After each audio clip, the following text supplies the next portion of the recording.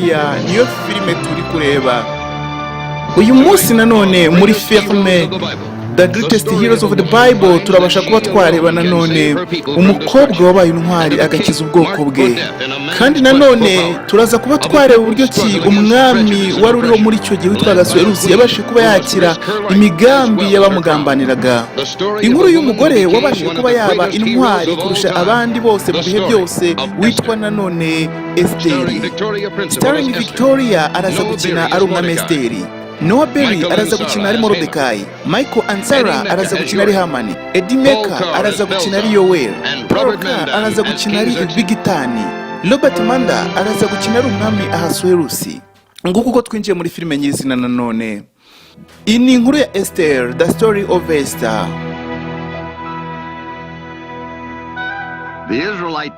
Abisiraheli bakuwe mu gihugu cyabo cya kavukire bajyanwa mu bunyage ku ngoma y'umwami Nebukadinezari. Nuko baba amahoro, bagerageza gushaka amahoro kugira ngo baturane na bene igihugu. Ariko ibyo ngibyo ntago byari byoroshye, byarushagaho kugenda bigorana kubera yuko abarinzi b'ibwami bahawe itegeko n'umuntu wari uriho ukomeye, minisitiri witwaga Hamani, bagendaga barenganya abayahudi mu buryo bwinshi butandukanye.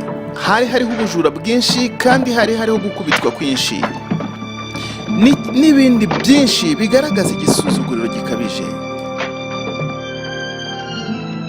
Hari uvuga hano n'umwe mu baheburayo yitwa Yoeli, murimo murakora nk'ibigwari, ibindi kubibabwira ni gasopo mbahaye weho rwose na sobuja. Arabwira minisitiri w'intebe, ibi ngibi mwari mukwiye kuba mwabireka rwose, kubera yuko nimutabikora mutyo Imana y'abaheburayo izabihanira ubwanyu, nimumufate.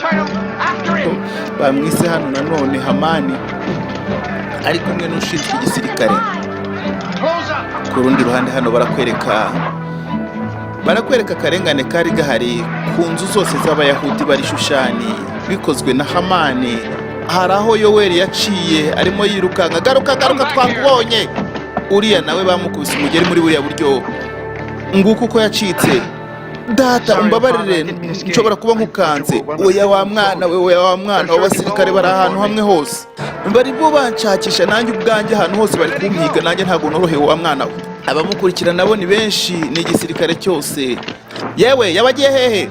Reka turebera ahangaha. Mu kuhareba hari umusirikare wabo bakubise umugera avuye hejuru agwa igihumure. Ibi byakozwe nanone na yambwaye umuheburayo. Hari umuntu uzi izina ryera? Ndamuzi cyane, turaza kumushaka. Izina rye yitwa Yoeli. Ndababwiza ukuri, ibi byose araza kubyishyura. Ibice 10 by'ifeza ku muntu wese uri buza n'umutwe we. Baranezerwa cyane, bahita batangira. Kuki se ubundi bashaka kukushakisha papa? Baranshakisha cyane mwana wa. Ndabizi neza yuko Hamani ashaka kuba yakwica umwami, kandi ntibashaka yuko mbimenyekanisha. Ubwo noneho nsobanukiye icyo ushaka kuvuga. Urashaka kubonana n'umwami mbere yuko baguhagarika. Ndabizi rwose, ndapfa nkuko n'ubundi ngabwe nzapfa, ariko nkwiye kubwira umwami ubwo bugambanyi. Hari urusengero rukomeye cyane nanone mu isi, kandi inzu y'ibwami nimo yari yubatse. Umwami Ahasuerusi yayoboraga ibihugu 127 uhereye mu Buhinde ukageza muri Etiyopiya, kandi yari afite abatware benshi bamukoreraga. Umuntu wese winjiraga ibwami umwami atari umutumyeho yaricwaga, keretse umwami amutunze inkoni gusa. Barakwereka kuri uruhande hari umusaza uri kwerekerayo. Muzehe yarakomeje arinjira imbere ni ibwami, nta wamutumenyeho ngo arashaka kugaragaza ubugambanyi. Hari abaganira hano hirya. She herself was a Hebrew.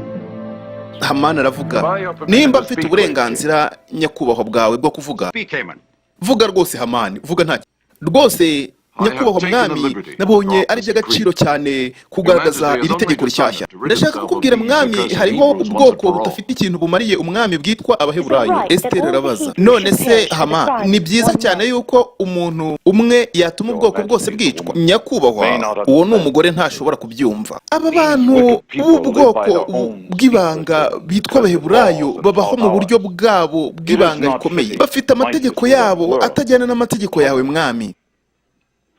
mbabarira hari ubujiji bwanjye nyakubahwa Hamani. None abo baheburayo ushaka kwica nabo batanga umusoro mu isanduku y'ibwami? Yego nyakubahwa mwamikazi, icyo nanjye nari nagitekerejeho, ariko mu gihe umwami arabasinye iryo tegeko nyine yuko bose batsembwa, ndaza kwishyura ibice 1000 by'ifeza mu isanduku y'umwami. Ariko Hama, ubundi kuki wumva ushaka gukora ibyo ngibyo? Kubera ko nyakubahwa ibyo mfite byose ni iby'umwami. Nakora icyo nshoboye cyose kugira ngo ubwami buba amahoro. Akira impeta yanjye rwose Hamani, ndagushimiye cyane mwami, uyikoreshe kushaka. Ngomba kuvugana n'umwami, ngomba kuvugana n'umwami rwose, ngomba kuvugana n'umwami. Reba uriya musaza uje, ashobora kuba agiye kuvuga ibidasanzwe. Mwami rwose ndakwinginze hano kugira ngo wumve amagambo yanjye, wibukaje ibwami batamutumyeho. Amagambo yanjye rwose, ubuzima bwawe buri mu kaga. Umusaza yari yaje kuburira umwami, umusaza yari yaje kuba yaburira umwami nanone. Ibyo nibyo shaho byatuma winjira ibwami ukinjira utyo nta ugutumyeho? Hamani arabaza. Barashaka kukwica, nimumufate, nimusohore uyu mugabo nonaha, mugende mumanike. None bamanikaga abantu bakabica muri ubwo buryo. Ariko nyakubahwa, uriya mugabo ibyo yavugaga byari biteye amatsiko, byari bikwiriye kwitabwaho. Umuntu wese aramutse yinjiye hano, yaba weho cyangwa Hamani, ntabwo mufite uburenganzira bwo kwinjira ibwami aho ndi ntabatumyeho. Abazabikora bose bazabona igihano kimwe. Ese Hama, ubundi itariki yo kwica abaheburayo ramaze kuyishyiraho? Abakonikoni banjye n'abashinzwe inyenyeri bahisemo itariki nziza cyane yitwa itariki ya 13 z'ukwezi kwitwa Adari. Hanyuma kuri uwo munsi abayahudi bose, abagore n'abana bose bazicwa. Reka bigende gutyo rwose mwamikazi, reka twivira aha ngaha tugende. Kandi uyu mwamikazi niwe ubwoko bwe bugiye kwicwa, ni Esteri nanone ku rundi ruhande. Niyo filime tureba, barunamye hano bararamya. Yewe baza we, itegereze ukuntu rwose ibintu bimeze hano ibwami, buri kimwe kiragenda neza. Dukwiye gutuma uriya mugabo ahita rwose amanikwa vuba vuba, atari yavuga ibyo ashaka kuvuga. Ariko wibuke yuko Bigitani ashinzwe igisirikare muri kino gihugu. Bigitani ashobora ubwe kuzahorera se. Uriya ni se wa Bigitani muzehe. Ahubwo nyakubahwa, ahubwo Bigitani azabishinja umwami, azavuga ko ari umwami wabikoze kuko atari we watanze iryo tegeko ryo kwica se. Ibintu byose ubona hano ibwami umunsi umwe bizaba ibyanjye.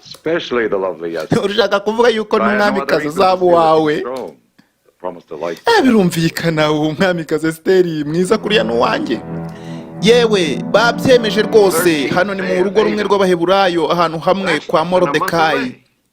Itariki 13 y'ukwezi kwitwa Adari hazabaho gutsembwa. Niyo mpamvu nanjye narinje kukwihanangiriza rwose Morodekayi, kugira ngo umenye ibyo bintu uko bimeze. Bino bintu ariko ntabwo byumvikana, bisa naho bidafite gahunda.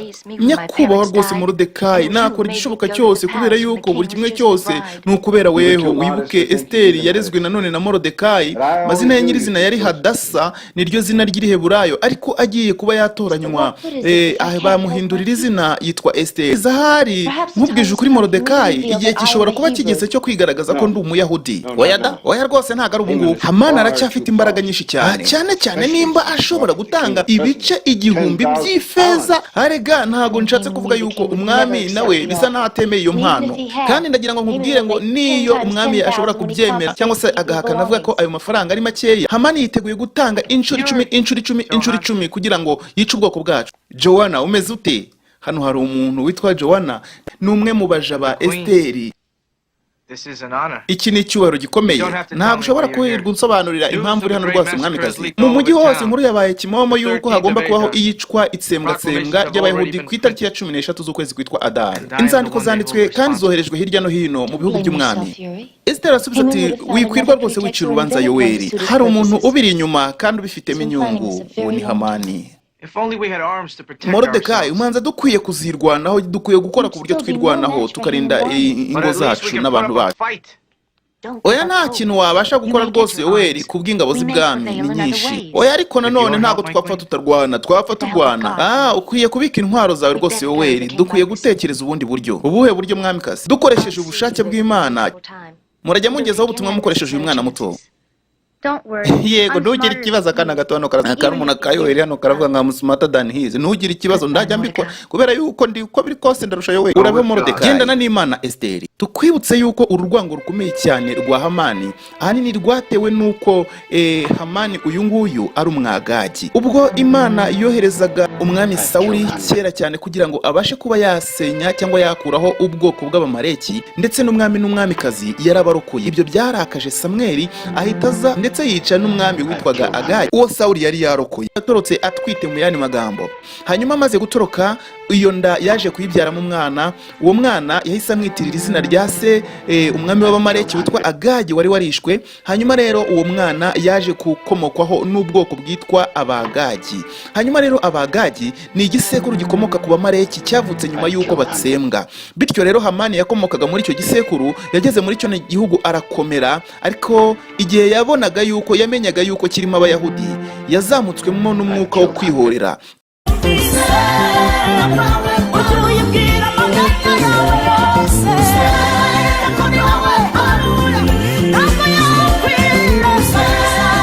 Kubwira rero yuko dufite ibitabo bya Gikristo nkuko bisanzwe dukunze kubibabwira, tubabwira ngo abamaze kubibona ibitabo twizeye yuko bikomeje kugenda bibafasha kunguka byinshi. Dufite ubuhamya bwinshi cyane yuko umuntu wari we wese wakoresheje kimwe mu bitabo byacu agenda hari byinshi yunguka atarazi. Imana rero ibahe umugisha. Dufite igitabo cy'itangiriro ku buryo bucukumbuye gicukumbura ibyabaye mu gitabo cyose cy'itangiriro. Birumvikana ko ari igitabo gicukumbuye kivuga nk'ubuzima bwa Enoke bagiye babaho batarajya musubira mu ijuru, kivuga ubwana bwa Aburahamu, kigenda kivuga ibintu byinshi Bibiliya itavuze, ahanini kubera ko Bibiliya yanditswe hakurikijwe umugambi mugari w'Imana, ntago ari akantu ku kandi. Imana rero ibaho umugisha. Nimba wifuza icyo gitabo uratwandikira kuri nimero igaragara muri description. Hanyuma nanone igitabo kindi cyitwa Inkuru zitavuzwe zo mu buzima bwa Yesu. Ni igitabo nacyo gicukumbura ibikorwa byose Yesu yakoze ariko ntibibashe kuba byakwandikwa mu butumwa bwiza. Impamvu nuko mbere na mbere Abisiraheli ntibari bwandike ibyo Yesu yakoze akiri umwana, kuko muri Isiraheli agaciro k'umuntu katangiraga kugaragara afite imyaka 30, cyane cyane imihamagaro y'ubuhanuzi n'indi yose yo gukora Imana. Nibwo rero igihe cyabaga kigeze, muri buka kubwo yakoraga igitangaza kikana Galilaya, yavuze ngo mubyeyi igihe cyanjye ntago cyari cyakageze. Byari hafi cyane iyo igihe cye cyo gutangira gukora, nicyo gitangaza cye cya mbere yagikoze habura iminsi mikeya cyane ngo yuzuze imyaka yemererwa kuvuga muri Isiraheli, kandi ibyavuzwe bikaba byakwandikwa. Bityo rero nkuko tubisoma mu butumwa bwiza bwa Yohana igice cya nyuma n'umurongo wa nyuma, haranditse ngo cyakora koko Yesu yakoze imirimo n'ibitangaza byinshi, nyamara ngibyo yakoze byose tugerageje kuba twabyandika ngibitabo byakwandikwa ntibyakwirwa mu isi. Icyo ni kigaragaza yuko hari ibindi bintu byinshi Yesu yakoze ariko tutabashe kubona muri Bibiliya. Ibyo rero twabikubiye hamwe mu gitabo cyitwa Inkuru zitavuzwe zo mu buzima bwa Yesu. Uragishaka uratwandikira kuri nimero iboneka hano muri description.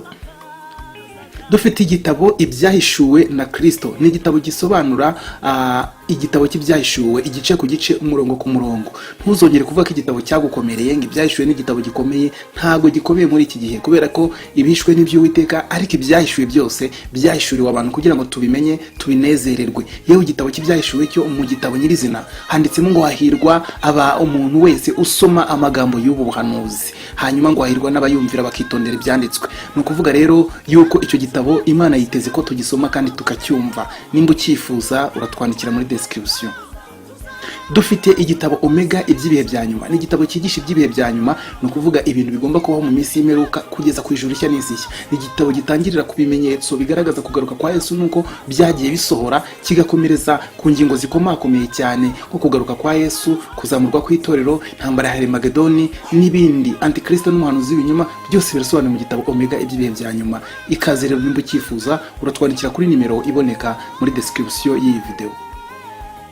Dufite igitabo Abahanuzi n'ubuhanuzi igice cya mbere. Wari ufite ikibazo uvuga uti ni gute nakumva ubuhanuzi bwa Yesaya, nakumva gute ubuhanuzi bwa Yeremiya, ubuhanuzi bwa Ezekiel n'ubwa Daniel ko bukomeye, nzabwumva gute? Humura, mu gitabo Abahanuzi n'ubuhanuzi igice cya mbere we get you covered. Twabikozeho byose, ndetse rwose ubasha kwiga kino gitabo mu buryo bwiza bucukumbuye buhuye n'amateka, nta kibazo na kimwe ugize, maze ugakora umurimo w'Imana kandi ufite ibitabo byiza byo kwifashisha. dufite igitabo uko wabatizwa mu mwuka wera. Iki gitabo twacyanditse nyuma yo kubona yuko hari abakristo benshi baba mu matorero y'umwuka bakamara igihe kinini cyane gishoboka bafite amasezerano y'umwuka wera ariko ntibabatizwe mu mwuka wera.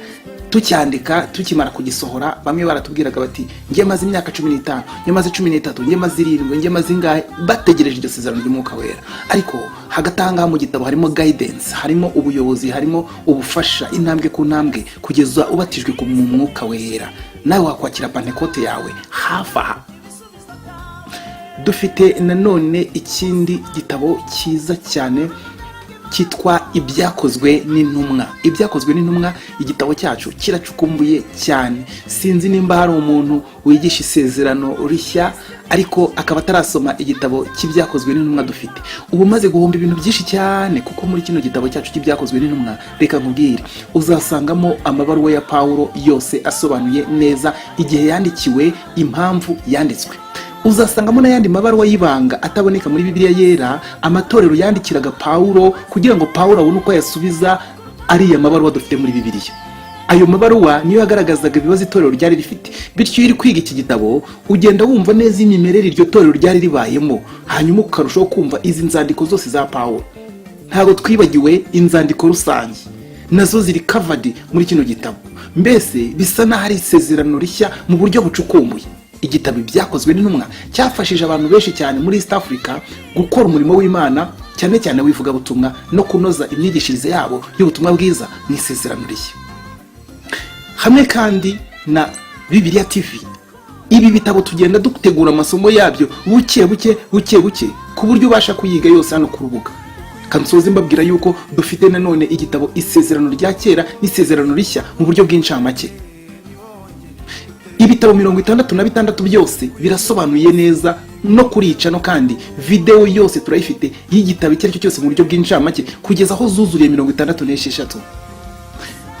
Katukubwire ko kandi biroroshye cyane kubona kimwe muri ibi bitabo kuko tubigurisha mu buryo bwa e-book. Ni ukuvuga igitabo cya electronic ubasha gusomera kuri telefone yawe, kuri mudasobwa yawe, kuri tablet yawe, iPad yawe, iPhone yawe, whatever Android device ukoresha, aho hose wasoma ibitabo byacu. Urumva rero ko byoroshye. Igihugu cyose waba urimo tukubwira buryo ki wishyura amafaranga make cyane kuri buri gitabo. Igitabo kimwe kigura $2 yonyine. $2. Just a cup of coffee. Agakombe gusa k'ikawa. Hanyuma ukabona igitabo cyawe kuri email yawe. Ugatangira kwiga ibyanditswe byera ukaguka.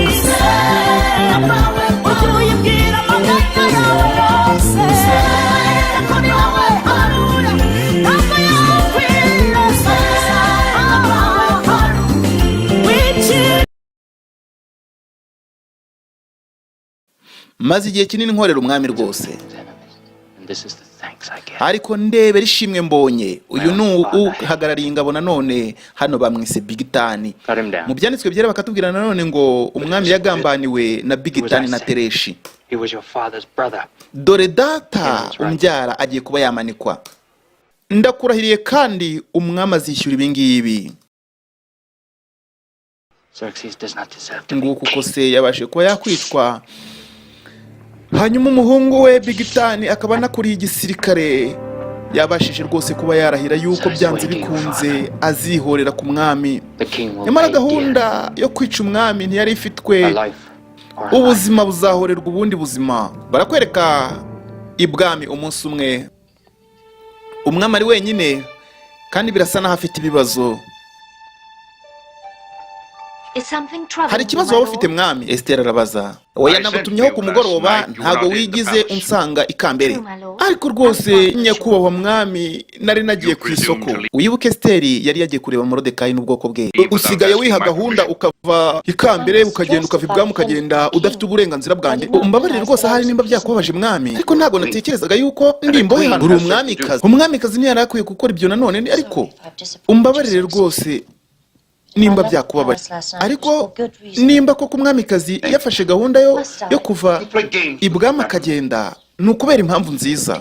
Yivuge Nemiti, nari nahisemo kubigira ibanga rwose mwami, ariko nimba ukomeje gutsindagira ngo nkubwire icyari cyantwaye rwose, nashakaga kuba nagukorera surprise ku munsi mukuru wawe w'amavuko. Nabashije kubona mfite akagoroba keza cyane rwose katarimo imirimo myinshi, hanyuma mbasha kuba najya kukudodeshereza imyenda myiza iri mu bitambaro byiza mu mujyi. Ushatse kuvuga yuko wavuye aha ngaha ukagenda rwose gahunda ari ukugira ngo unyiteho undodeshereze? Ntago rwose mwami nagira irindi banga nguhisha rwose, uko niko kuri. Okay, noneho rero turiyunze, untegereza aho ngaho hirya mu cyumba ndaje. Uri Hamani? Yego rwose, numvisha yuko ushaka kuvugana nanjye nyakubahwa.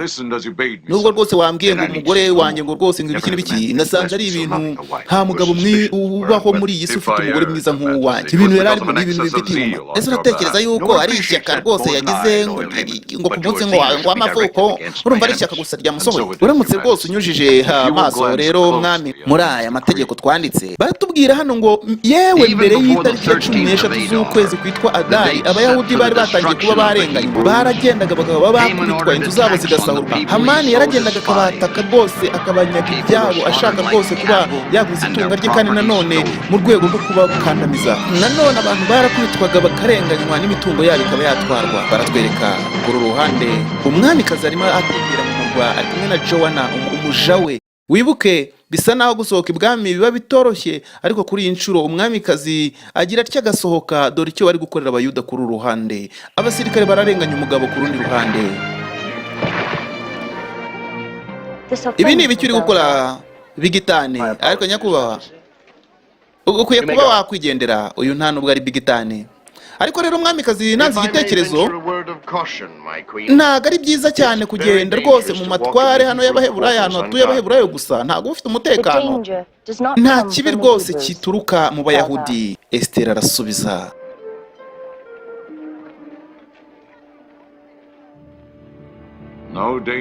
yavuze ngo nta kibi rwose gishobora guturuka mu Bayahudi. Ariko rwose uko mbibona baza, uzi ko umwami kazi tumuziho amakuru make cyane ashoboka. Yewe afite ibintu byinshi by'ibanga rwose, afite ibintu byinshi by'amabanga umuntu atamumenyaho, nkuko ari mwiza cyane.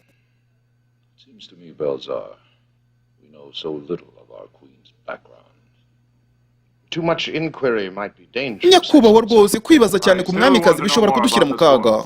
Nkeneye kumenya byinshi kuri uyu mugore vuga ko nshaka kuzashaka. Ngewe rwose ntacyo bintwaye, ntegereje amabwiza yawe yose rwose. Ndashaka umenye intambwe yose uriya mugore azajya atera asohotse ibwami.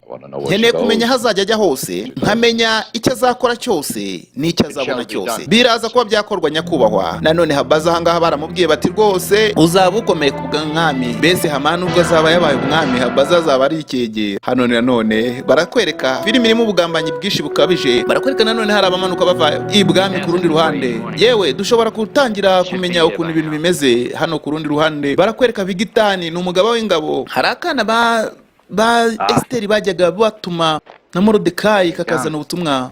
Yewe kakana karaje shaka kakana kandi ndabizi. Yewe mbabarira, ndashaka umpera ubutumwa rwose umuvandimwe wawe Yoweri. Ntago nzaho Yoweri ari. Yoweri yarihishe, ugomba kumubona wakana we kuko ibyo mubwira ni ingenzi. Uratekereza ko ndi ikigoryi rero ngewe? Uratekereza ko ndi ikigoryi ku buryo kano kana nako ni koroshye ngo ntago ari ikigoryi karabizi yuko Yoweri baramuhiga, kandi uyu ni umusirikare ukomeye bwa Bigitani. Afite inama, afite umupango y'icyo wakora kugira ngo wikize umwanzi ukomeye cyane wawe n'ubwoko bwawe.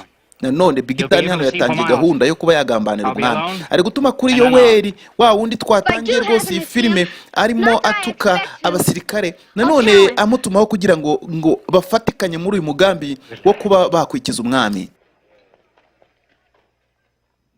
Kana gatoya bishobora kuba ari umutego.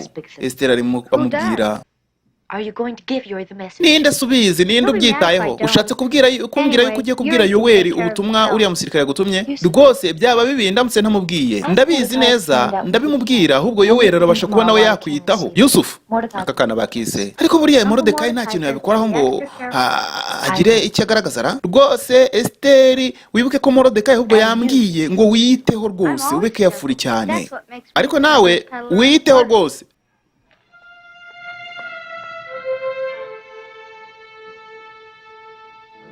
yewe nari mbizi yuko turi buhurire hano nanone agiye guhura na Big Tani. Ngaho mbwira icyo ushaka kumbwira.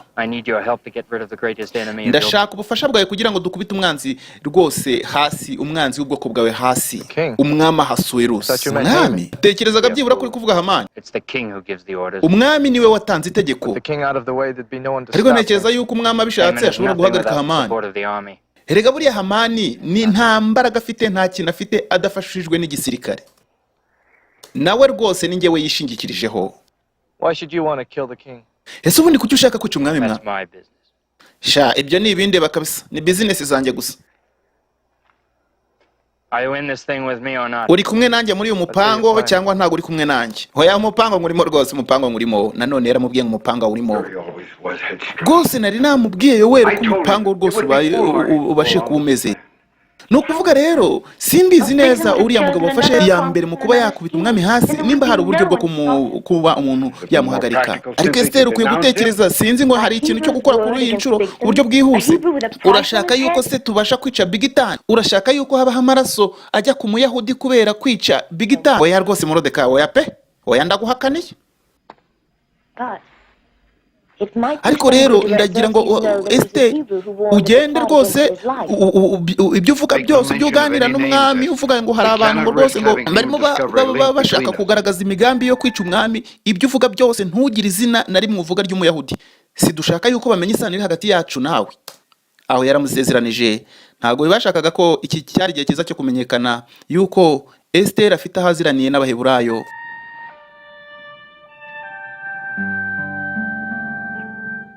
No, I find it hard to believe that a Hebrew would seek to save my life.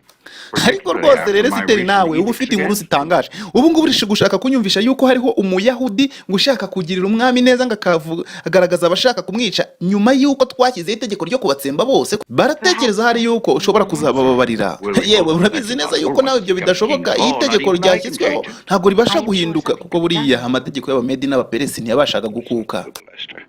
This Hebrew. None uwo Muheburayo uvuga yanyinginze cyane gusa ndikubwire. Byabahabyo ntacyo bivuzemo, ariko ndatekereza yuko rwose uwo mugabo uwo ari we wese yamenye ukuntu bimeze. Rero ejo ni itariki ya mbere y'ukwezi kwitwa Adari. Nanone kandi ejo ni umunsi wawe wo kwinjira nanone mu rusengero rw'ikigirwamana kuri gukora umuhango. Kandi dukurikije uko uwo Muyahudi yatubwiye niho ubwicanyi bugomba kuzabera. Biratangaje cyane rwose gutekereza yuko aho ngaho ngo rwose kariho nzicirwa imbere y'Imana. Ngo nzi detaye zose sinzi ngo bizagenda gute, ariko icyo nakugiraho inama ntuzajye mu birori rwose. Ngomba kujyayo. Uratekereza inshuti yawe rwose iyo ngiyo kubwiye ibyo ngibyo igomba kumpa buri kantera ubwoba nkatetema nkananirwa kujya mu birori. Beze ubundisha ubwo kuko wizera yuko umugabo wawe ari ikigwari ku buryo yahagarika gukora inshingano z'ubwami abereyeho. Ntago nzi icyo nshobora kukubwira nyakubahwa mwami. Rero byibura ikintu kimwe, nsezeranye ikintu kimwe, yuko rwose uzaba uri mu maso hanyuma rwose kandi n'abarenzi bawe bakaba maso. Ibyo ndabigusezeranije rwose, ndabigusezeranye. Igihe cyarageze bukeye bwaho kandi nanone yewe ibi bikwaske rwose biradukwira neza cyane. Dore uko biraza kugenda, ndaza kuba mpagaze imbere rwose ya alitari. Umwami ari buze gutambuka kugira ngo afate igikombe cy'indahiro. Hanyuma turaza kuba twabasha gusuka iyi divayi muri ubwo buryo. Niko abigenza, araza agafata igikombe cy'indahiro hanyuma agafata inkongoro agasuka gutya. Urumva uwo ni Big Tani ari kubwira Yoweri ukuntu bari buze kwica umwami.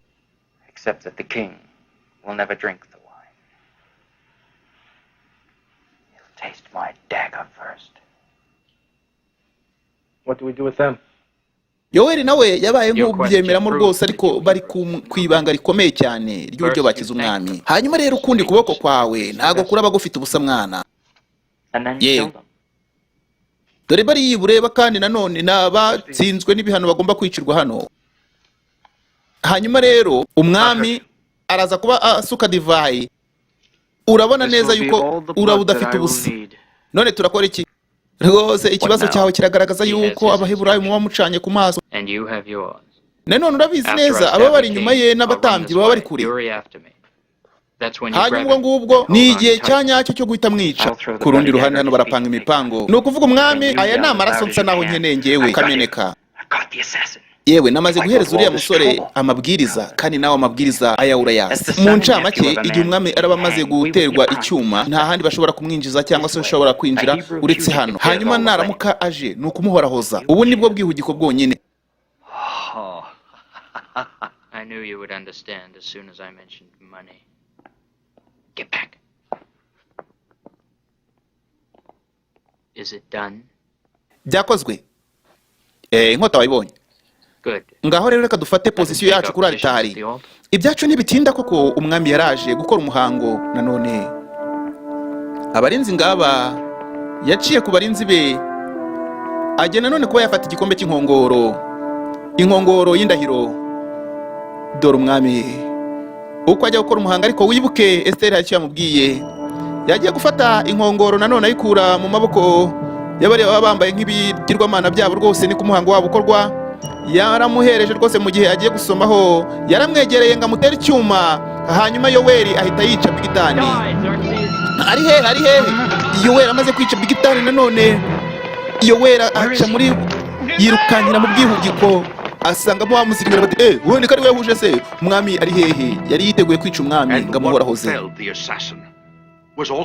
Ushatse kumbwira Esteri yuko nuriya watumye umwami aticwa nawe ari umuheburayo? Yego rwose, ndaza kugerageza kubimenya neza mwami.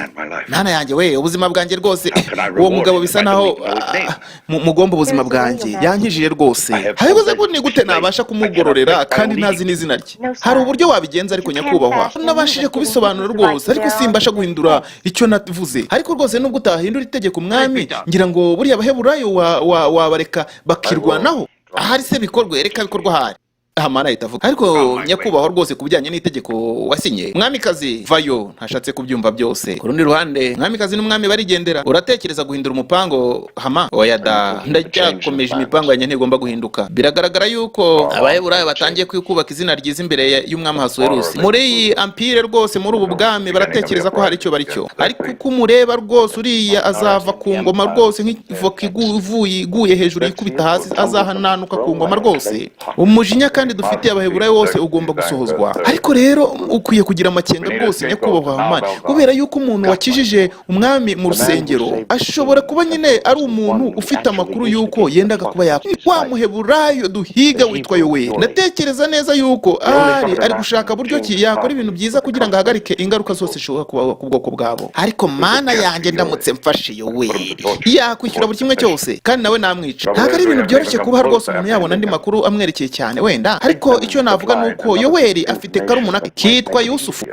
nagahungu katari kagira byibura n'imyaka 12. Buri gitondo kaza rwose mu cyumba cy'umwamikazi. Bishoboka yuko kaba gafite ibintu kazanye hariya. Tekereza iki? Bavugwa yuko rwose impamvu nyirizina aka ka Yusufu kaza hano ari ukuzana guhererekanya ubutumwa. Ibyo hari nshobora kuvuga yuko ari ingenzi cyangwa atari ingenzi, ariko urashaka kuvuga yuko rwose se hariho isano ya bugufi hagati y'ubu bwoko bw'abayahudi tuzarimbura n'umwamikazi wanjye nkunda rwose. Umwamikazi wakataraboneka inshuti yanjye rwose yamaze kumugira umwamikazi wagifite umugabo. Reka dutekereze, umwami ashobora kuba ari umuheburayo. Dore Hamani, Esiteri akaba ari umuheburayo. Yewe ndagusetse kabisa. Nyamara ariko ukwiye kwitekerezaho nyakubahwa, kariya kahungu tugafashe gashobora kuba rwose kagira icyo katuma. Turamutse tugacakiye kasobanura kabivuga neza. Nanone filime irakomeje. Filime ni Esteri, ni filime ya Esteri nanone na Morodekayi n'uburyo rwose batabawe n'Imana. Hanyuma ubwoko bwose bw'abayuda kandi nabwo bukaba bwatabarwa. Dore ngaka kariya kagahungu kagarutse. Sikariya bati niko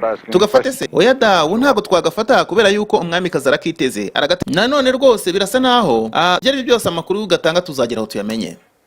Buretse kana gatoya, reka turebye ufite muri icyo kifurumbwa cyawe. Waruzi uko bizimeze se? Bafite gahunda yo kuba baguhagarika bakagufunga. Nimba rwose hari ubutumwa bagutumye ku mwamikazi, wa mwana ugira ukuntu bivuga, mbese ntugire icyo ukomozaho, ahubwo rwose ugira ukuntu widefana. Bya bivuga buhoro. Yewe ibi bintu byamvaga rufite hane bikidi. Goya rwose n'utuntu tw'uducuruzwa akadaka guhaye nako umugore wawe.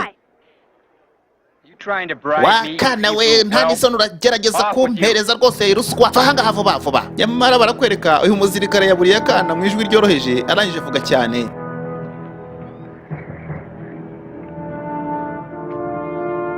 niyo mpamvu ari ngombwa cyane gushaka buryo ki wasohoka hano ibwami kubera ko baragutegereje hanze. Kandi nagira ngo nkubwire Yusufu, ntago ugomba guhita usubira kwa Morodekayi kubera yuko usubiyeyo bahita bamenya rwose ahantu uba. Kandi rero bamenye ko uziranye na Morodekayi nabyo byaba biri kumushyira mu kaga. Ariko mfitiye ikibazo rwose, oya umuntu ashobora kuba yafasha mu buryo bumwe cyangwa ubundi. Hari ahandi hantu ushobora kuba waba ukaba uhihishe rwose. Oya de hari ahantu hitwa kwa Semuka, hariya ni ku isoko. Sinshaka yuko hari umuntu kubona rero hagati mu isoko, niko biraza kubiba byagenda. Hari icyo wafashe kivuye mu gikoni vuba hanga hasi, arakabaza nimba hari icyo kareye.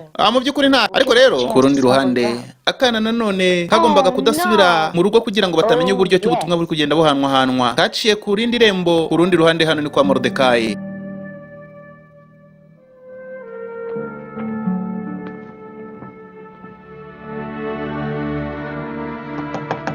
Hari abarimo bakomanga. Ukomanga ni Yoweri. Yewe injira. Ntabwo nzi ikintu kiri kuba uhereje rwose. Ndabizi neza yuko umwana araza kuba yatanga message, bafite n'ikibazo ko umwana adahari. Ntabwo ari ingenzi cyane. Ni ukuvuga rero situwasiyo turimo ntabwo ari nziza Yoweri nanone. Ese bundi agahungu kari. Ariko rero rwose Yoweri ukwiye kureka iryo fuhe ryawe, ukwiye kurinda umutwe wawe. Dukwiye gukomeza kwiringira Imana Yoweri. Nyamara Yoweri waravuga ati ntago twapfa gutyo tuzarwana. Erega nkubwire Morodekayi, abantu bakeneye igisumbye kwizera rwose kugira ngo babashe kwikura mu bibazo. Mbabare Morodekayi. Yoweri ariko hari abakomanga ku rundi ruhande. Open for the king's minister. Nimufungurire minisitiri w'intebe w'umwami Hamani. Arakomanga ari gushaka Yoweri. No, it's you they're after. You can't be positive. Oya ndaza kuba rwose nakureba nyuma. Uriya namubwira ati tujyane. Oya none tujyanye byaba bibi kurushaho. Oya sohokera muri uyu muryango ahubwo nanone yamusoreye mu wundi muryango. Wibuke hanze Hamani n'abasirikare. Yewe reka nze bafungurire ndabasha kuba naza. Yarasohotse. Niwe Morodekayi, ni njyewe rwose. Uzundi we umuntu wese azuwuriwe nyakubahwa. Uri Hamani rwose minisitiri ukomeye w'ubwami, minisitiri w'intebe. Ariko uravuga nk'imbwa imbere yanjye. Unama undamye imbere yanjye hangaha. Prostrate yourself. Unama hangaha uramye ngewe. Nukumeze usuzugwa itegeko ry'umwami ryo kundamya kandi yarategetse ko abantu bazajya bandamya. Nyakubahwa rwose. Hibuka ndi umuhebura. Idini ryacu ritubuza kunamira cyangwa rwose kuramya umuntu wari we wese uretse Uwiteka Imana yonyine. Ndavuze ngo unama rero. Unama wa mugabo. Prostrate yourself. Arrest this man. Uyu mugabo mumufata ko bamufashe. Yoweri arareba ku rundi ruhande. Morodekayi bari bagiye kumufunga nanone ahangaha niko filime iteguye. Bagiye kuba bamufunga. Ariko se dutegereje iki? Murashaka ko batwica nk'intama bakatagura badushyira ku nkota? Dufite intwaro, dufite kuba twaba twazikoresha. Ariko nta kintu twakora ubu ngubu kugira ngo dukize Morodekayi. Ariko basi dushobora gukora ikintu rwose kimeze nk'igitero. Birashoboka rwose yuko nshobora gukora itsinda ritoya hanyuma rwose tugatera gereza y'ibwa. Hari ikintu rwose umuntu ashobora kugerageza gukora uko biri kose kiraruta kutagira icyo dukora. Yewe umeze neza. Wari uri hehe byagenze gute? Hamani yanjye yashatse kumfunga. Hanyuma Esteri yambwiye gusingaruke kwa Morodekayi nawe batamenye ibyo. Yewe se none Yusufu ushobora guhita usubira ibubwami ukareba umwamikazi. Yewe bashobora kumfata. Ugomba rwose kuba wagenda ufite ubwitonzi. Hari umuntu kubyanze bikunze ugomba kuboneka akajya kubwira Esteri yuko Morodekayi yafu. Rwose kandi yuko bapanga kuba bamwica. Nicyo kintu gikurikiye cyo gukora. Ibyo ari byo byose hari icyakorwa. Ashobora kubwira umwami akaba yakiza Morodekayi. Urabitekereza ute karumuna kanjye? Ndaza kukubwira nshobora kuvuga yuko rwose no munyabwenge kukurusha ndabyitaho. Ariko se mu by'ukuri uyu muntu witwa Morodekayi wamumenye uti? Ntakamenye kandi nawe wamureze. Ni umudozi w'imyenda zikudoda cyane. Ariko rero hari abandi badozi benshi inaha. Ndatekereza yuko rwose ukwiye kumukiza kuko ntekereza yuko Hama yakoze amakosa rwose kuba yamufata. Yamwibeshyeho. Oya rwose minisitiri wanjye w'intebe ntago rwose yakora amakosa nka Esteri wese. Nyakubahwa rwose mwana. Birakwiriye rwose yuko unyumva akanya gatoya. No kuvuga ntacyo turaza kureba kumwumva nyirizina twumve rwose nimba koko bamubeshye. Nyakubahwa Hamani rwose ndakwinginga cyane kugira ngo nsobanurire iby'uwo mugabo. Wa mugabo we urahakana rwose yuko wanze kunyunamira? Nyakubahwa idini ryanjye ry'Abayahudi ntago rinyemerera kunamira umuntu wari we wese. Umwami arareba kandi nawe akeneye ko bamwunamira cyangwa se gusenga umuntu wari we wese. uretse imana yonyine. None se ndamutse nkusabye kunamira umwami none tubiveho, ntabwo wabyanga? Ngewe rwose mu by'ukuri ndi umuntu wubaha umwami mu bintu byose, kandi namwubaha rwose mu bintu byose bishoboka. Ariko none Moridekayi uri kugerageza gusimbuka ikibazo. Subiza ikibazo. Ushaka wakunamira umwami nk'uko itegeko rimeze? Oya rwose ntabwo nabikora. Umwami araraka. Unama nanjye undamye. Ngewe Ahasuwerusi ndagutegetse nyunamira. No kuvuga ngo rwose nyakubahwa ndakubaha, ariko sinshobora kukunamira kuko nunamira Imana yonyine. Mwami rwose caceke Esiteri, ibi nibyo rwose koko byo mwami minisitiri w'intebe yavuze, rwose nibyo umugabo arasuzugura. Nyakubahwa rero mwami, maze kubona agasuzuguro nkaka, nashatse gufata uyu mugabo nkamugira mbese nkamugira urugero rwo kureberaho, nkamugira kabarore. Nategetse ngo bashinga igiti urumambo rurerure cyane rwose, hafi metero 3 zose rwose, ndetse zishobora kurenga zikagera kuri 6. Hanyuma rero tumumanikeho, abantu bose bazabibona, amenyeka amategeko y'ibwama kwiye. Yego ndakwemereye icyo giti mu gishinge. Murakoze rwose nyakubahwa. Ni mu nkuru umwana imbere baramutwaye Moridekayi nanone. Ariko nyakubahwa, ariko nawe rwose ukwiye kuba umugore witonda, ntukajye upfa kuvuga. Mwami yarakaye kuri uruhande. Mwese mumve imbere, nta muntu nshaka kamuhagarara imbere, musohoke mumve imbere. Bose baragiye abarinzi, mwami yashaka kuba wenyine. Kuri uruhande umwami yarakaye, ibintu ntago byoroshye. Esiteri yakoze uko ashoboye kose ngo ubwoko bw'iwabo buticwa, ariko ibintu ntibyoroshye, biragenda birushaho kuzamba. Igiti cyaramanitswe nanone, nicyo kumanikaho Moridekayi cyarashinzwe. Hano baratwerekana imbere ya headquarter y'ubwami niho bagishinze. Ibi rwose ni ibintu umuntu wese akwiye kwibaza. Umwami rwose nubwo ari wenyine, ngewe nshobora kugenda nkasanga umwami, ntabwo nkifite igihe cyo gutegereza.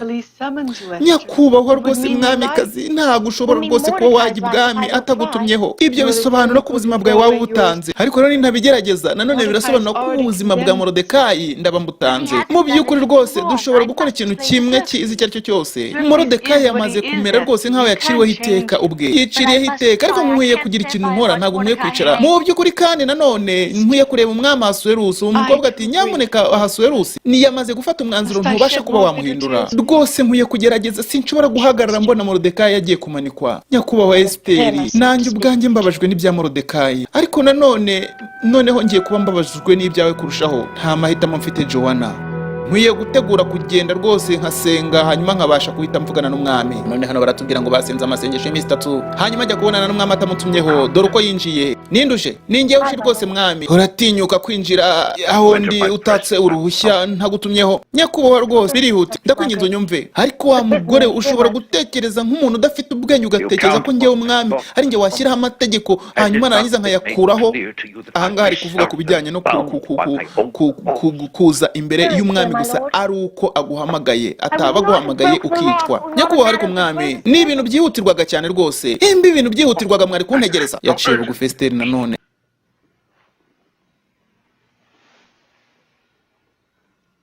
Ni ibintu bijyanye n'ubutabera. Mwami rwose nimba uri mwiza kuri njyewe, nimba rwose nkugiriyeho umugisha, nkabona rwose hirwe mu maso yawe, njyewe nta kindi nkwisabira unyihera ubuzima bwawe. Kubera yuko itariki 13 z'ukwezi kwitwa Adari, dore ubu ngubu rwose zirimo zirabura iminsi 3 yonyine. Hamani azanyica njyewe n'ubwoko bwacu. Iyaba rwose yashaka ko tuba bacakara tukagenda tugaba inkorera gahato, ntacyo mba mvuze. Ariko arashaka kutwica katumaraho twese. Kuki utambwiye kare kose yuko uri umuheburayo? Aratuza. Nanze rwose ko nshobora gutakaza position yanjye hano mwami. Nari gutekereza yuko utari kubukinshaka kubera yuko ndi umuheburayo. Ariko ibyo mubwiye niko kuri.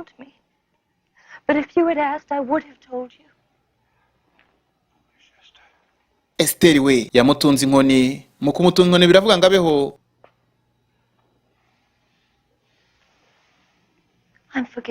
None ndababariwe? Wababariwe rwose.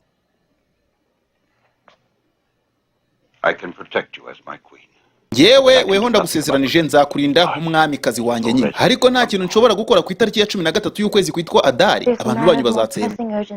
Ariko rero nanone mfite ikindi kintu nakubwira rwose nyakubahwa, kijyanye na wa muyuda witwa Morodekayi. Ndakwinginze rwose ukize ubuzima bwe. Ariko Esiteri we, urongeye uranyendereje kandi uranshoto. Nyamara rwose, ariko rwose ndakubaha mwami, mu by'ukuri ibyo yakoze ni ibintu bishoboka binabaho. Yubashye Imana ye nk'uko namwe mwubaha Imana zanyu. Kandi ku rundi ruhande hari ikintu ukwiye kumenya kuri uriya mugabo. Uriya niwe wa muheburayo wakijije ubuzima bwawe.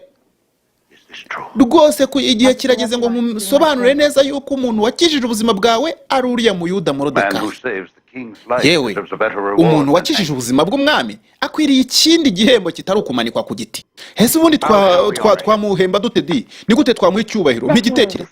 Yewe mwami, reka Hamani ari buza kubifatira umwami. Hamani se umuzanye muti? Yego, reka tuze gusangira nawe ku mugoroba. Esiteri hano rero aragaragaza ubwenge bwinshi cyane, aragira ngo Hamani ari uhitamo icyo bakorera Morodekayi.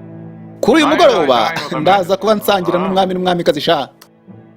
Ya baza niho ndabandisha. Arasakoze ubwanwa bwe rwose bwarizinze, ni umuntu ukomeye bwami. Mu by'ukuri rero mu buryo bw'agatangaza umwami agenda agaragaza mu rwego. Birashoboka cyane yuko umwami asuye rwose rwose arimo agenda areba ukuntu ibintu bimeze, buya ntazi ko ari gutegura uzamusima. Ariko nanone ibyo ngibyo uzabimenya ubwo nzaba ndi muri paradizo shaho n'umugore wanjye Esiteri. Yatangiye kuvuga ngo umugore we afite we mugore, dore ngaha ukuntu abari kuvuga. Dore kandi ubwo ngubwo no kwitegura kugenda nuko nguko ngo yaragiye muri icyo kirori. Byateguye ibyo kurya, Hamani yarinjiye. Yewe oya rwose ntugahagarare mu kirori rwose Hamani. Icara rwose ugubwe neza, wumva umeze neza. Yego rwose ku buzima bwanyu rwose bukomeza kubaho, to your continuous good life. Nanone rero barifuzanya rwose kaciyazi hano baranywa. Kandi nawe rwose ku buzima bwawe sha Hamani we. Ariko mbwira Hamani we, akabazo kamatsiko, ni gute rwose umwami yagenza, ni gute umuntu yakorera umuntu umwami akunze kubaha? Ubivuge nk'inshuti yanjye rwose muvandimwe. Abitekereje umuntu mbese wagiriye neza umwami cyane, niko ushaka kuvuga? Yego rwose ijambo ni ryawe, uretse ntekereza.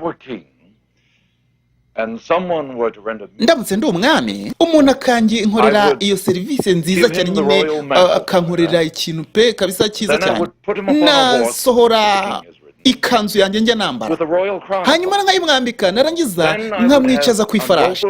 Ifarashi ngabwe ngendaho nyine birumvikana. Hanyuma iyo narangiza nkamwambika ikamba ry'ibwami, hanyuma rero ngashaka undi muntu ukomeye cyane w'ibwami, hanyuma rero akaba ari we ujyana iyo farashi, uwo muntu yicayeho mu murwa wose, hanyuma akagenda abwira umuntu wese, umuhisi n'umugenzi, nguko niko umwami azajya agenza umuntu akunze kubaha. Ndabikora nk'uko bikuvuze pe. Dore ya kanzu yanjye, dore ni mayiro yo manto rwose, nakenda k'ibwami ni nkuko ndayiguheje. Hanyuma rero ejo mu gitondo urumva uzayambike umuyuda witwa Morodekayi, hanyuma rero umwurize ku ifarashi yanjye, ni weho umuntu ukomeye hano, ugende utangariza abantu ngo dore ko uko umwami azajya agenza umuntu umwami akunze nyakubahwa. Ibi bintu ariko bishobora kuba ari imikino. Oya nta mikino rwose Hamani. Esiteri yambwiye yuko Morodekayi ari we watanze abagabo bashakaga rwose, wavumbuye imigambi y'abashaka kwica umwami.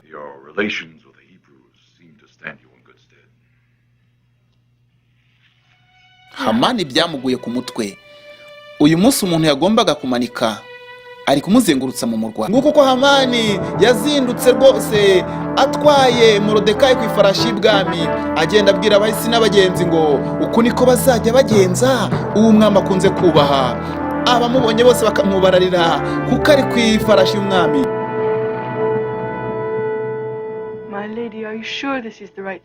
Ariko se nyakubahwa mabuja, urabizi neza yuko ari icyo kintu ari cyo cyiza cyo gukora? Ahangaha ni Joanna araganira na Esiteri nyirabuja. Yego, Hamani agomba gutsembwaho we ubwo agashiraho, kubera yuko ubwoko bwanjye ntabwo rwose buzaba bufite umutekano kugeza igihe Hamani azaba atakiriho. Ariko iyo ni gahunda rwose ntekereza yuko ari iy'abagabo, ntabwo ari ibintu umugore yakwishoyemo rwose mabuja. Ntekereza ko ari ikintu ariko cyo kuba wakora. Rwose Joanna, ngenda gerageza ishoboka. No kuvuga ngo ndagira ngo nkubwire ngo bisa naho nshaka kuba natumira Hamani akaza akansanga mu cyumba cyanjye, tukagira ibyo tuganira, nkumva ko yababarira abayuda. Ariko umwami rwose urabizi yuko yafuha, ntago ari bubabarire naramuka gusanganya na Hamani. barapfukamye hano barasenga nanone.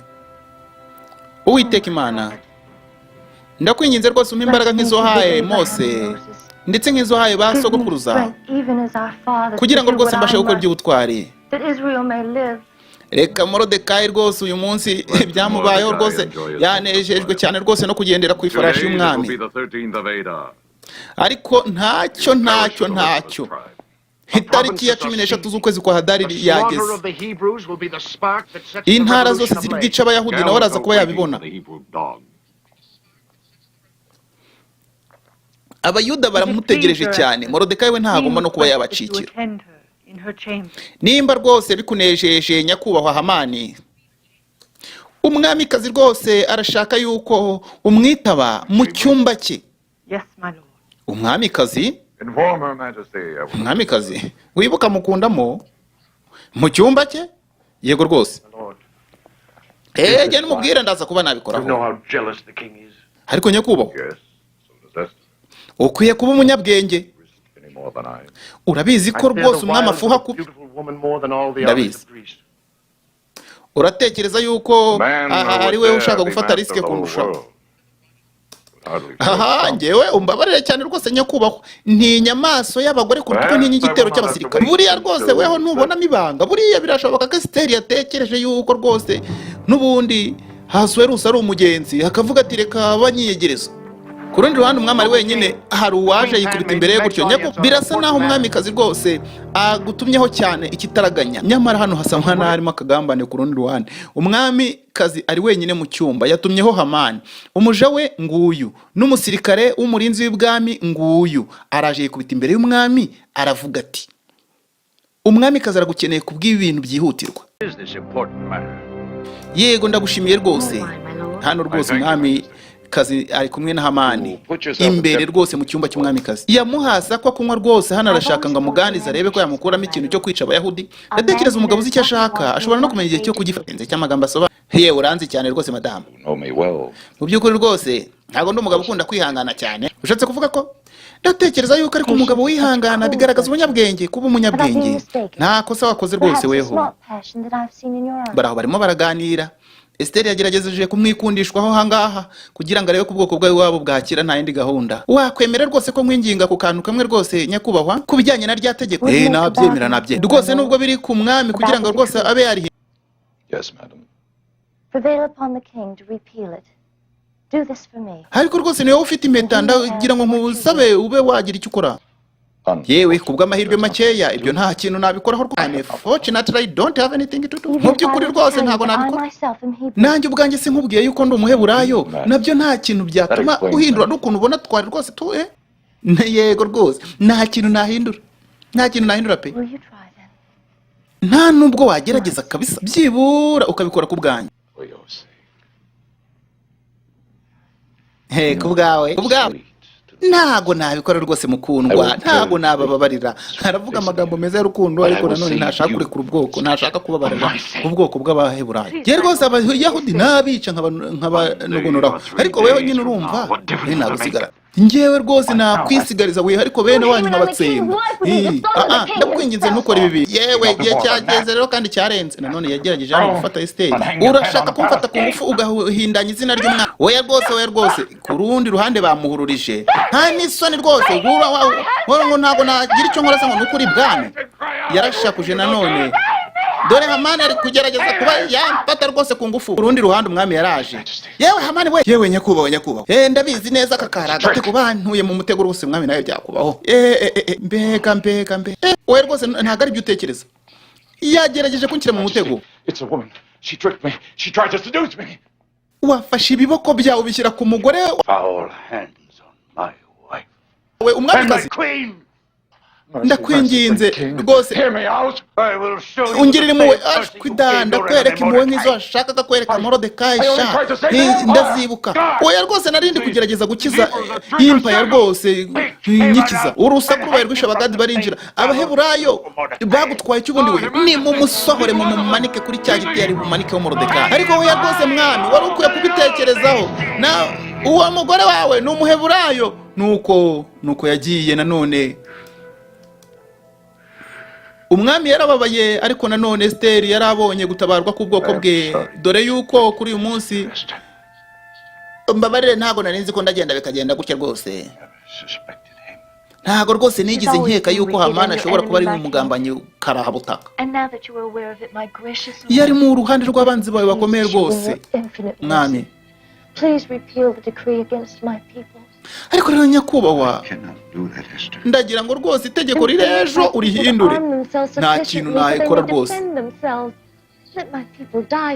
Basi noneho nimba utabihindura, reka abantu banjye bahabwa uburenganzira bazirwaneho. Reka rwose abantu banjye bazapfe byibura bari kurwanira ubuzima bwabo. Kubera yuko nkunda rwose mwami, ubinkorere.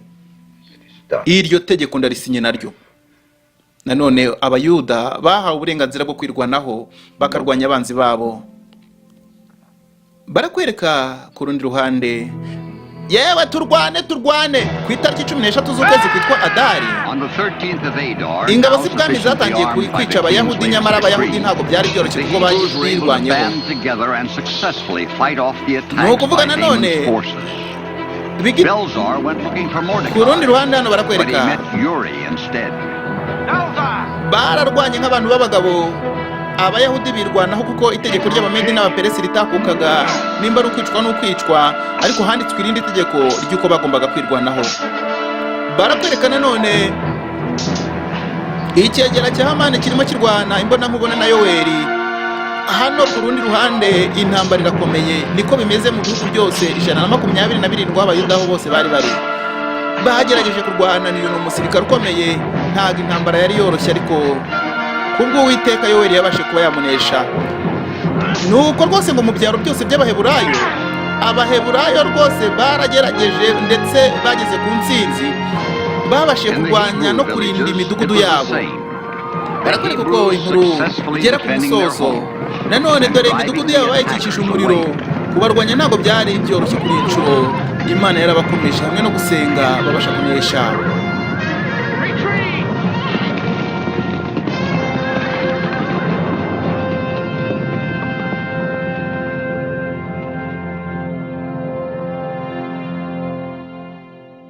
Yageze ibwami ku nshuro ya mbere. Yewe rwose no bwa mbere ageze ibwami mu mpaye karibu murakoze. Nuko nyine Yoweri babashe kuba bamuhemba, nuko rwose ndetse bamushyingira umuja wari ukomeye cyane witwa Jowana. Kandi rwose nawe yarahembwe Yoweri kubera yuko yakijije ubuzima bw'umwami. Moridekayi nawe yahawe ibya Hamani, arazamuka rwose aba ukomeye ku bwami, aba minisitiri w'intebe mu mwanya wa Hamani. Hanyuma kandi n'agahungu gatoya Yusufu nako rwose kabashe kuba kagororerwa. Hanyuma rero kuri Esiteri baratubwira ngo yari intsinzi ikomeye cyane, atsinze rwose itazibagirana mu mateka. Ndetse kandi iyi nkuru ye na Ahasuwerusi yaje kuba rwose inkuru y'urukundo rukomeye cyane kurusha izindi. Filime kandi niko irangiye, niko tuyisoje. Mwari kumwe na missionnaire Kiza Benjamin, baragenda batubwira bagiye bayikoraho kugira ngo filime ibashe kuba yategurwa kandi ibagereho. Nanjye mu Kinyarwanda ni Kiza Benjamin wabashe kuba yayibasobanurira, tubabwira yuko Bibiliya TV na ahantu wigira amasomo ya Bibiliya, na ahantu ushobora kwigira ibyanditswe byera umunsi ku munsi. Nanone rero tukubwira ngo ntuzacikwe n'izindi video tugenda dushyira kuri channel yacu ya Bibiliya TV, tukubwira ko dufite ibitabo bya Gikristo. Reka tuze dusigemo itangazo riri byamamaza. Imana ibaho umugisha naho utaha.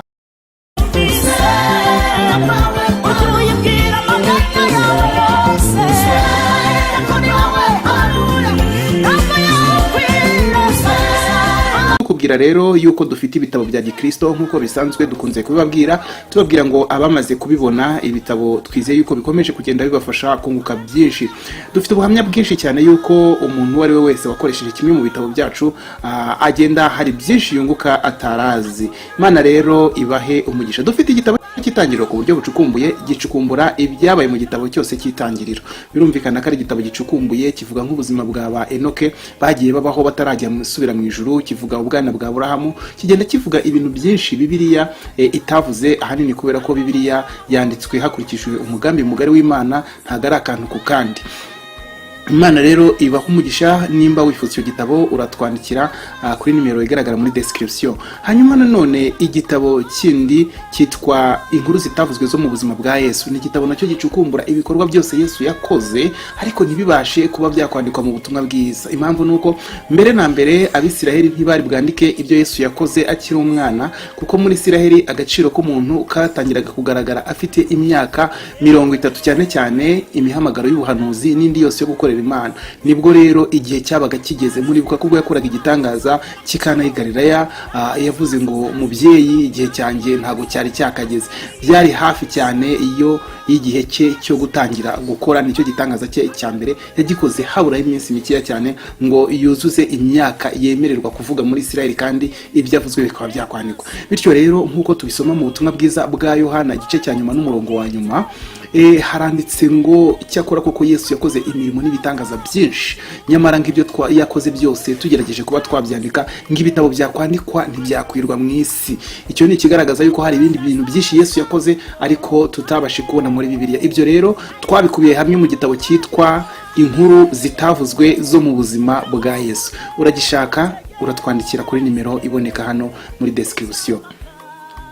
Dufite igitabo Ibyahishuwe na Kristo, ni igitabo gisobanura igitabo cy'ibyahishuwe igice ku gice, umurongo ku murongo. Ntuzongere kuvuga ko igitabo cyagukomereye, ngo ibyahishuwe n'igitabo gikomeye. Ntago gikomeye muri iki gihe, kubera ko ibihishwe n'iby'Uwiteka, ariko ibyahishuwe byose byahishuriwe abantu kugira ngo tubimenye tubinezererwe. Yewe igitabo cy'ibyahishuwe cyo mu gitabo nyirizina handitsemo ngo hahirwa umuntu wese usoma amagambo y'ubu buhanuzi, hanyuma ngo hahirwa n'abayumvira bakitondera ibyanditswe. Ni ukuvuga rero yuko icyo gitabo Imana yiteze ko tugisoma kandi tukacyumva. Nimba ucyifuza uratwandikira muri description.